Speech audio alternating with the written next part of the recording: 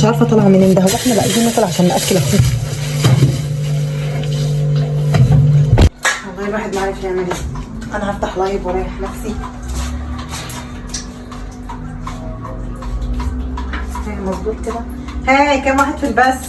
اخو جوزي جه من غير ولا احرم ولا دستور، وقال ايه جوزي جاي وعايز نعمل له اكل سريع. ما لقيتش قدامي غير الشاورما والرز، واعمله شويه بطاطس محمره كده من اللي بيطرع القلب. حبيبتي يا ام فاروق، تسلمي لي يا حبيبتي.